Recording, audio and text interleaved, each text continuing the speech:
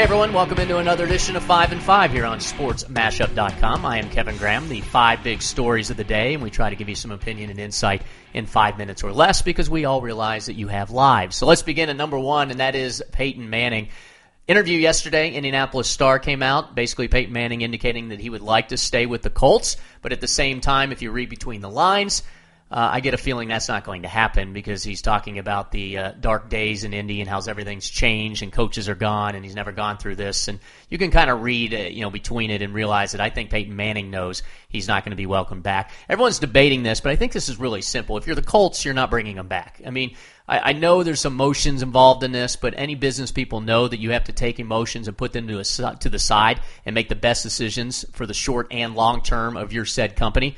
And Jim Irsay is looking at this and saying, okay, am I really going to write you a $28 million check, Peyton, in March when your bonus comes up when I'm still not 100% sure how healthy you're going to be? And oh, by the way, I have the number 1 pick, and there's no question that we're going to draft Andrew Luck. And I'm sorry, it's not like the old days where Andrew Luck can kind of sit behind Manning for the next 3 years and then come in and play. That's not the way it works in the NFL anymore. It's not the days where Roger Staubach was the quarterback and Danny White sat behind him for what seemed like 10 years before he got onto the field. It doesn't happen. You're going to pay the money to Andrew Luck. He's the face of the franchise. You've already cleaned house. You got a new coaching staff, a new general manager, a new head coach whenever they name that person, obviously. There's no question you go with Luck and you just start fresh, and you just can't hold on to Peyton Manning. And then it's up to Peyton Manning to really decide whether he wants to retire or keep playing. Obviously, health concerns are going to be a big deal, but he's going to have plenty of suitors if he wants to keep playing, and he's able to. And I just find it hard to believe that he won't I find it hard to believe he's going to retire. I just think he's still got it in him and that he's going to want to play, and I don't think he wants to end it on that injury note. And for anybody saying, well, I can't see Peyton Manning in any other uniform than the Colts, just go through the history of time. I mean, Joe Montana didn't finish his career with the Niners, so I don't think there's any question that Peyton Manning can move on and still be productive for a few years, health permitting. Number 2 on the list is Prince Fielder, and baseball signs that huge contract, the 4th $200 million contract in the history of Major League Baseball, 9 years, $219 million. I got to see Prince Fielder actually run around on the field when I was a Tiger fan and lived in Detroit for a while in my early years of life. And Prince Fielder was running around the field, a very plumpy kid, but at 12 he was actually hitting home runs out of Tiger Stadium at the time, so the kid could play, and now he's going back to Detroit. And from an actual on-the-field move, you pair him up with Miguel Cabrera. That's a lethal 1-2 punch, particularly replacing, after you're losing Victor Martinez for the season, possibly with the injury. The one thing that just makes me laugh on this is, we're all struggling in this economy and trying to make a living and everything else. And one of the poorest economies there are in the United States is in Detroit. But apparently the owner there, of course, being Mike Ilitch, owning Little Caesars and the Detroit Red Wings, the economy apparently isn't affecting him because he can dish out 9 years and $219 million to a player. Oh well, like I said, it's good the economy is not affecting the owners and won't affect our sports. Number 3 on the list is Jimmer Fredette, coming off his best shooting night in the NBA. Here's what he had to say the other night coming off that in a loss to the Trailblazers. Yeah, I think it's starting to slow down a little bit for me, for sure. Just getting used to everything and starting to see the ball go in. You gain confidence automatically, and you try to continue to play well. And it'll keep getting easier as you play. But I still have a lot of things I have to work on, and that keeps you driven. You got to go out there and play every night, but it's getting a little bit better. So that's Jimmer Fredette talking after that loss to the Blazers about his performance. Again, he has the best shooting nights, 5 of 7. 3 of 4 from three-point land, 13 points. He had 20 points in the game before that, which was a blowout loss to Memphis. The shot is coming around, which is good because that's pretty much the one thing that he can do, and he'd been struggling at that. A lot of these points, though, are coming in garbage time and in losses. It's typically what happens when you have a bad team. You go out there and you can score. The issues he talks about, though, are clear. He got ripped by John Hollinger from ESPN about his defense. He still definitely has issues there. He's trying to deal with the speed of the game, distributing the basketball, all the things I think a lot of us that saw Jimmer Fredette in his career, we knew he was going to struggle with going to the NBA. I still think the jury is out what kind of player he can develop in being. But if you had to ask me right now, he's not going to be a star, nor though I expected him to be a star going to the league. He can be a serviceable player, and that's because of his shooting. But I guess we'll have to wait and see how serviceable he will be and whether he can prove. But I think it's just really premature for people right now to rule him out and start questioning, the length of stay he's going to have in the NBA. I think he can have a long, productive NBA career. He's just not going to be a star. He's going to be a shooter. He's a Steve Kerr type.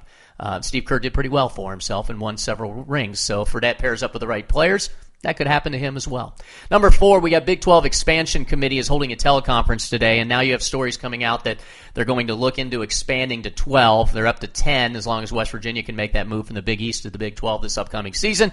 And, of course, the teams they're talking about are the same two that were in the mix when we talked about this and wrote about it on SportsMash.com regularly, and that's Louisville and BYU. Now, Louisville makes complete sense because they're in that muddled Big East, Big West setup where Navy now, by the way, is joining, obviously, the Big East in 2015. For BYU, it's still, again, down to the school and what they decide they want to do. If they're so hung up on this ESPN exposure and having control of their own destiny and all that, then okay, don't go to the Big 12. But I don't think they can blow this again. They have to go. If they're coming back to BYU, BYU has to figure it out. And I think any fan of BYU saw how this independence thing worked out this year. And yeah, great, you're on ESPN. A lot of those games were on crappy times late in the season because you were playing garbage opponents late in the year.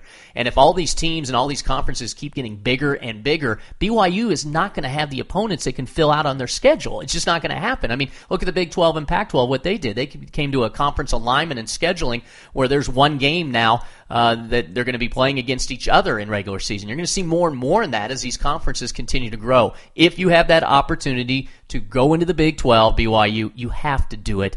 It'd be ridiculous not to. But let's see how this plays out because the rumors are going to be flying and it's going to take some time. All right, and number 5, this is just kind of a funny thing we posted on SportsMashup.com. Yes, you got the Billy Cundiff parodies coming out. This one, a song called I Hooked It Left. Still feel small when you stand beside Ray Lewis. Whenever one fan asks, my God, how could you screw us? Promise me you'll give the answer that's the best. When you get the chance to say why we're depressed. I hooked it left. I hooked it left. I think that's done to some country song, but it's pretty funny, and you can check it out on sportsmashup.com. It leads to the question. I know we're way over, so we're not doing this thing in 5 minutes at this point in time. But it leads to the question, can you hold grudges, and how long can you hold grudges? Because let's face it, I think a lot of people are going to want to hold a grudge against Billy Cundiff. And people will say, well, in the real world, you should let things go and move on. But the beautiful thing is that sports is not the real world, as we can see with just Prince Fielder making the $200 million plus. We're in a different world. We're in a fantasy world. So fans and Ravens fans, go at it. Hold a grudge against this Billy Cundiff for the rest of your life. It's okay. Because he cost you a chance to at least get to the Super Bowl. Heck, I still hold grudges against some of my own players on teams for various stupid things they did. Like a guy that you guys probably never heard of, but Doug Bryan, who missed 2 field goals against the Steelers in the playoffs back in 2004. Yes, it's okay to hold a grudge. Hold it in. Be angry at Billy Cundiff. Just don't be stupid and send death threats. All right, there you go. There's your 5 and 5. Once again, a fail in trying to get this thing under 5 minutes. We're going to keep working on it. As always, thanks for checking it out. Thanks for checking out the website, sportsmashup.com. You can follow me on Twitter at KevinGraham1280. You can follow Sports Mashup on Twitter at Sports Mashup. Google Plus, I'm on there at Kevin Graham, still trying to figure that thing out. And Facebook, of course, you can like us at Sports Mashup. Thanks again for tuning in. I'm telling you, we're going to get this thing under 5 minutes so we can at least be within the title. And as always, thanks for checking out the site.